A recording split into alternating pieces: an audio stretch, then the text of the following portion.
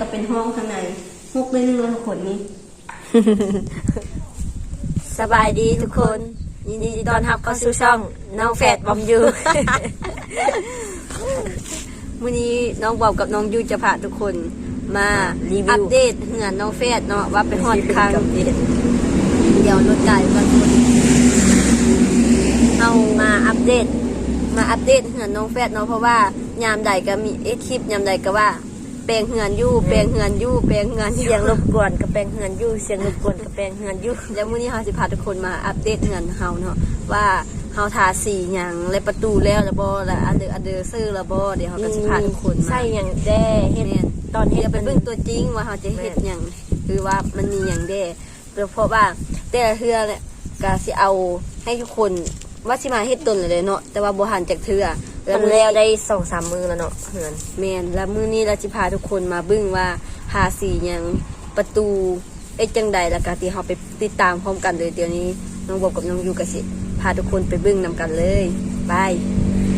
นี่เนาะทุกคนเฮาสิเริ่มจากจุดนี้เป็นต้นไปเพราะว่าจุดทางหน้าแต่มันอาจจะหกหน่อยนึงเนาะเพราะว่าเครื่องหากะเอาออกมาแล้วก็เก็บเข้าไปเมื่อกี้นี้ยังพันเลี้ยวอีกตอนนี้มันยังหกอยู่แล้วเฮาก็สิพาทุกคนไปเบิ่งนำกันก่อนติงหันหน้าเหือนของเขานี่กาแฟเนาะมันก็บ่ออกกาแฟปานใดเนาะแค่ต้องการสีออกลูกแต่ได้สีแนวนี้ออกมา เราต้องการเป็นสีอันทะเลเนาะแต่มันในแต่ผลออกมาคือสีตะมูยะมันก็เข้ากับเหือนเขาแล้วนี่มันก็งามอยู่ค่ะก็เป็นสีแบบออกส้มๆแล้วก็แม่นสีเหือนจะประมาณนี้อย่าหาบึ้งแต่เฮาสิขึ้นเฮาก็เนาะขึ้นไปหึงก่อนบ่ลงกองอ้อมเหือนก่อนแล้วเฮาก็พากันมานี่อันเหือนแล้วหมดละแต่ห้องน้ำอันนี้จะเป็นต้นแผ่นโซลาร์เซลล์ต้นแผ่นโซลาร์เซลล์ที่เรา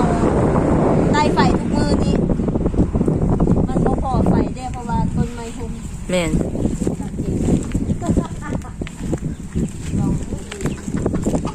นี่อันนี้เป็นรังเหือนของเฮาอันนี้ก็จะเป็นรังเหือนและอันนี้เพิ่นปลูกติดผลไปเขานำตรงนั้นเลยเฮาใส่ประตูเรียบร้อยเนาะทุกคนนี่ประตูทางหลังเหือนเฮาก็สิประมาณประตูปองเอี่ยมประตูปองเอี่ยมคอยย่างนี่ไหมเว้ยลืมไปจับกองสั่นยกไปแล้วนี่และทางนี้ก็เป็นหลังอุ้ยอันนี้ข้างเหือนอันนี้ข้างเหือนอันนี้เป็นหลังเหือนทันเหือนครัวของเฮายังพันมีเนาะมีแต่เหือนอันนี้ก็สำเร็จเนาะอีพ่อเว้าไปว่าเหือนครัวบ่มีก็เหือนครัวบนอันนึงข้าวซุมื้ออีพ่อกับอีแม่ว่าเอ็ดเหือนอันนี้ให้แล้วก็ละจึงมาสร้างเหือนครัวอีกประมาณ2023พอเลย2021แล้วเหือนนี่ล่ะห้องอันเหือนอันนี้แล้วแต่ห้องน้ำพันยังบ่แล้วเนาะห้องน้ำอย่างนี้อันนั้นก็คือลกไก่อันนี้ก็คือห้องน้ำอันนี้ฝาเหือนครัวอันนี้คือประตูทางออกเหือนครัวฝาเหือนครัวเราจะเอางวงจับเป็นแบบนี้เนาะน้ำง่ายอันนี้เห็นเฟืองแล้วอยากกินไก่อบเฟืองเห็นเฟืองแล้วอยากกินไก่อบเฟืองเฟืองนี่เฟืองนี่กับเฟืองที่รักได้นี่เห็นมันเฮียแล้วเล่นไปรักเอาพ่อกำลังทาสีนี่อีพ่อกำลังทาสีเหือนตองยังทาไปแล้วพ่ออีพ่อทาสีนี่วะมันก็เป็นสีนี้ต่างหากอยู่แล้วมันแห้งมามันก็เป็นสีนั้นนี่วะมันคือว่าเป็นสีไหนเหือนก็ไอ้นี่อีพ่อผสมน้ำลายไปอันนี้ก็ข้างเหือนอันนี้ก็คือข้างเหือนเหือนเฮาจะลวดลายคือกันหมดเลยเนาะประตูข้างหน้าข้างหลังจะลวดลายคือกันเดียวกันเลยเราจะใส่ประตูหมดแล้วเดินปองเอียมนี่ผลที่สำคัญคือยังไม่ได้ติดกะโหลเงินหมดก่อน เงินหมดก่อนก็เลยไม่ได้ติดกะโหลเนาะสำเร็จประตูเหือนในก้อนเอาไว้ทุกโคอาจจะหกหน่อยนึงว่ายังพันเลี้ยวเมื่อตอนแต่ว่า6หน่อยนึงแล้วพาทุกคนมาเมียนเครื่องช่วยนำกันพร้อมนี่เหือนของเฮา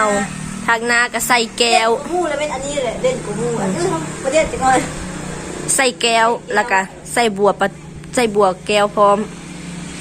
เดี๋ยวเฮากะทิเนี่ยเข้าไปในเหือนอย่าตกใจนะคะทุกคนกูตกใจมึงว่าเลยอยู่กูจะตกใจอันนี้ก็เป็นประตูค่ะเฮาเปลี่ยนประตูใหม่เนาะตะกี้เป็นประตูไอ้หนึ่งเดี๋ยวนี้เฮาเปลี่ยนประตูใหม่ละอันนี้คือประตูหน้าเหือนเฮา มาเข้ามา เอามาหุ่มเอือกะโลยังบ่ปิด พกตะลึงตึมเดี๋ยวอันนี้จะเป็นห้องนอนของ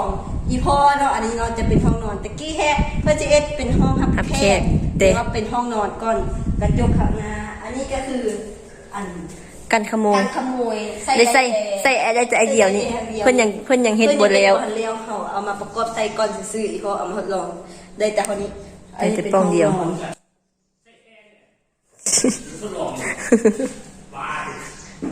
อัน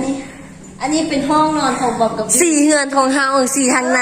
สี่ข้างในลืมบอกสี่ข้างในเขาจะออกบัวๆนึงออกจากสี่จานก่อน ออกเป็นสี่ไข่ออกเป็นสี่ไข่ ออกจากจาน คือว่าบ่ได้ทาสีนี่แหละเนาะมันก็แตกต่างกันเนาะตัวบ่ได้ทาสีมันจะออกเป็นสีนี้ทาสีมันจะออกเป็นสีนี้ อันนี้มันได้ทาเขาจะติดกระโหลกคานี้แผนการออกมาเมื่อจะนั่งเงินยังบ่มี อันนี้ก็แผนการเอาอันนี้ก็คือห้องนอนของบอมกับยูแท้เป็นห้องนอนอีพ่อกับอีแม่และห้องของบอมกับยูจะแท้แล้วเป็นห้องเก็บขี้เนื้อ ห้องเก็บของ ห้องเก็บของ ห้องเก็บขี้เหงื่ออยู่ทางขี้เหงื่อเล พ ย กมาได้เลยห้องเก็บของแล้วเขาก็เลยว่าอีเม่บอกอันอีเม่ว่าเ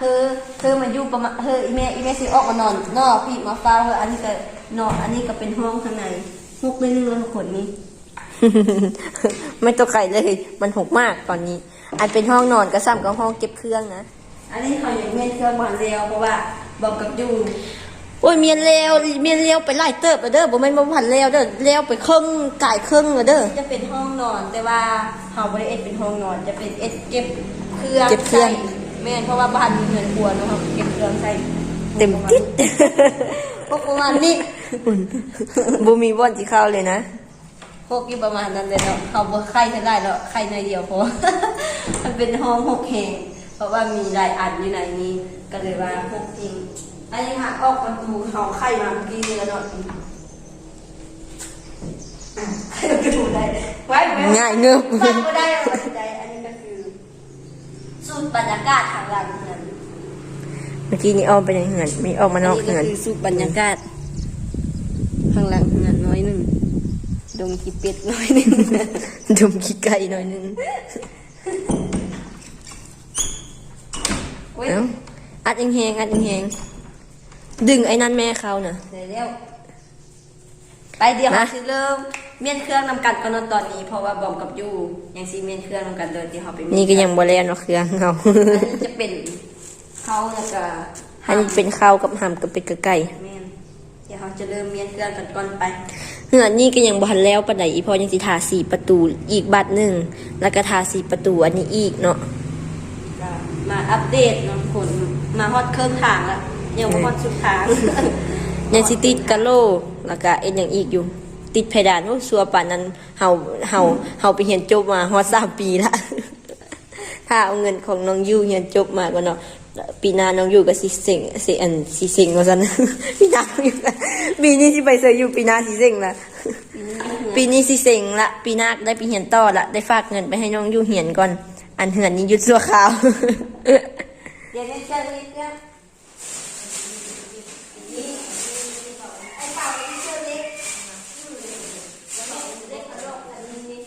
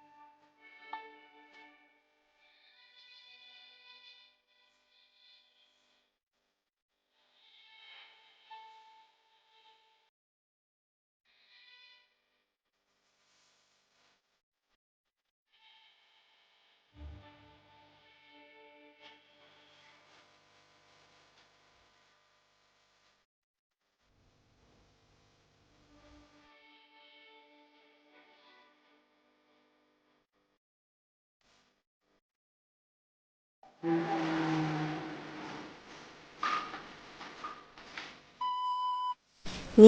ทุกคนตอนนี้เราก็เสร็จแล้วเมียนเป็นที่เรียบร้อยเนาะอันนี้ก็คือส่วนที่เราเมียนนี่เราก็กวาดเหือนแล้วล่ะแต่ว่าหน้ามักจับนี้เราจะเอาไปไว้เหือนหลังเก้าเนาะน้องบอมส่วน จะไปออมหัวต่อ ไปห้องมาต่อวะส่วนน้องบอม อีพ่อจะเอาไปไทยอีกครั้งแล้วอีพ่อจะไปออมหัว ส่วนน้องบอมนางเจ้าสรุป เมื่อยก่อนจะเสร็จโอ้เอามาเพื่อเดียวหนึ่งวันเมียนถือว่าเป็น3 มืออย่างมาแล้ว ออกมาบ่ฮอดชั่วโมงหนึง นี่เนาะทุกคนตอนนี้เราก็ออกมาจากเฮือนหลังจากเฮือนแล้วเหรออนามัยแล้วเนาะเพราะว่าเมื่อยกับตายก่อนจะอนามัยแล้ว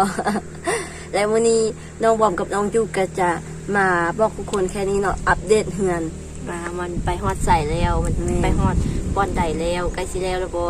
แต่ว่าตกลงกับว่ายังเนาะ ยังวันแล้วปะนี้ แต่ว่าอันบางคนก็อาจจะคล้องใจเนาะ สงสัย แม่นสงสัยคล้องใจว่าน้องแฟดเอาเงินไปใส่มาคือว่าเอ็ดเหือนแล้วปุ๊บปั๊บตอนนั้นคือว่าบ่เห็นแล้วไวแท้คือว่าบ่เห็นเอ็ดและตอนนี้คือมาเฮ็ดไวแท้ แม่นตั้งแต่ได้เงิน YouTube มาคือว่าเริ่มเฮ็ดเฮือนจะสงทุกคนก็สิสงสัยเนาะว่าเอาเงิน YouTube ไปเฮ็ดเฮือนได้หลายปานนี้พี่ว่า แท้จริงบ่แม่นได้เงิน YouTube ของเฮาเนาะบ่แม่นเงิน YouTube ของเฮาเป็นเงินสะสมจ่ากับอีเมเต้ดึกตำบันมา และเพิ่นก็อยากเฮ็ดเฮือนนี้ให้แล้วเด้นึ่งมาเพื่อสมมุติว่าเฮาก็มีอยู่4คนเนาะเฮือนก็อยู่แถวนี้ก็มีแต่2หลังที่อยู่ปกติหรืออีก2หลัง3หลังก็บ่มีไผอยู่แล้วแบบเขาไปเฮ็ดเวียกอยู่ต่างไกลแล้วก็นานๆแบบวันเสาร์อาทิตย์จึงกลับมาสิอีพ่ออีแม่เพิ่นก็ว่าแบบเพิ่นไปเวียกไกลบ่จะสิให้น้องบอกว่าน้องอยู่เฝ้าเฮือนก็ย่านได้เพราะว่ามันเป็นไม้เตะที่เขาเอาอันนั้นงัดเข้ามาหาน้องแฟดแล้วตายคาปาดคอเด้ คาปาดคอแต่ว่าแล้วเพิ่นก็พากันปรึกษากันเนาะว่ามาเฮ็ดประตูเหือนนี่บางทีเอ็ดประตูแล้วมันจะปลอดภัยอีกอย่างหนึง แต่เป็นสีนี้เป็นของเงินอีแม่กับจ่าซื้อ แม่นแต่ว่าเป็นเงินของอีแม่กับไอ้จาเนาะที่ เค เฮ็ด รื่อง ให้ อะไรต่าง แล้วก็อีกอย่างเพราะว่าเพิ่นย่านเฮาแถวนี้มีผู้โจรหลายแด่เพิ่นก็เลยว่าป้องกันเหือนไว้ก่อนดีก่อนบ่หันเฮ็ดเนาะเพราะว่ามีเฮาแล้วเฮาก็ต้องเอามาเฮ็ดก่อนเพิ่นว่าสิเฮาก็เลยว่าบ่แม่นเงิน YouTube ของเฮาเนาะ ๆต่างยานทุกคนข้างของอันข้องคาใจ แม่นว่าแม่นเป็นเงิน YouTube ของบอมกับยูแท้เงิน YouTube บอมกับยูก็ได้สะท้อนที่เห็น คันคนที่บ่เข้าใจก็สิว่าเป็นเงิน YouTube เนาะเพราะว่า อืม อันเฮาได้เงินปุ๊บแล้วเฮามาเริ่มก่อสร้างเฮือนเลยก็สิเข้าใจผิดหน่อยนึง บางผู้อาจติดตามเฮามาแต่โดนเพิ่นก็บ่คล่องใจเนาะแบบผู้ติดตาม เงิน ไม่ YouTube เฮามีแต่สิเซนเนาะ แล้วมื้อนี้น้องบอมกับน้องยูแค่มาบอกทุกคนแค่นี้เนาะอัปเดตงานแล้วก็มาให้ทุกคนบ่คล่องใจเนาะว่าเฮ็ดเฮือนแล้วไหวแท้ก็บ่ทันแล้วไหวเนาะยังอีกบักหลายอย่างเฮาแค่ใส่ประตูเฮือนกับทาสีเฮือนซื่อๆและมื้อนี้น้องบอมกับน้องยูก็บ่มีหยังหลายแค่มาพาทุกคนมาซ้ำนี้แหละเนาะ มาอัปเดตงานของเฮา บอมกับยูกับสิขอทุกคนไปเอ้ยบ่แม่นเนาะสิขอทุกคน บ ไป อกกับยูก็ขอ แล้ว ทุกคนฝากกด ช่วง ไลค์ ช่วงนี้บอมกับยูบ่ทันตอบคอมเมนต์ทุกคนก็ขอโทษนำหลายๆเด้อเพราะว่ามีเวียกหลายช่วงนี้นะ พวกเฮาก็ตั้งพวกเฮาก็พากันเรียนเพิ่มอีกเนาะ เข้าไปเรียนเพิ่มอีกก็เลยว่าบ่ทันได้ตอบคอมเมนต์ทุกคนเนาะและเฮาก็สิให้ทุกคนเป็นกำลังใจให้น้องบอมกับน้องยูถึงว่าจะบ่ตอบคอมเมนต์ถึงว่าบ่ตอบคอมเมนต์ก็สิกลับไป ก็ ต สิ อบ พยายาม แต่ว่า กลับไปตอบ แต่ว่าสิตอบซาก่อนแต่ละเทื่อเนาะเพราะว่าตอนนี้เวลายุ่งเขาก็สิหาเวลาไปตอบทุกคนอยู่ แต่สำหรับกะจังใดก็ขอบใจทุกคนที่ให้กำลังใจบอมกับยูมาโดยตลอดขอบใจหลายๆเด้อแล้วมื้อนี้น้องบอมกับน้องยูก็บ่มีหยังสิเฮ็ดเลยก็เลยว่าพาทุกคนมาเบิ่ง วันธรรมดาของเฮามื้อนี้ก็บ่ได้ไปโรงเรียนเนาะเพราะว่าเป็นวันพักแน่มื้อนึงเฮาก็เลยมาเมียนเครื่องจ้ะ พักครึ่งชั่วโมงเนาะแม่นพัก พักครึ่งชั่วโมง เฮาพักครึ่งมือพักครึ่งมือ พักครึ่งชั่วโมง พักครึ่งมือแล้วเราก็สิขอลาไปก่อนฝากทุกคนกดไลค์กดแชร์กด Subscribe เพื่อเป็นกำลังใจให้บอมให้ยูให้พ่อให้แม่เฮ็ดคลิปนำการต่อไปเด้อสำหรับคลิปนี้ขอลาไปก่อนบ๊ายบาย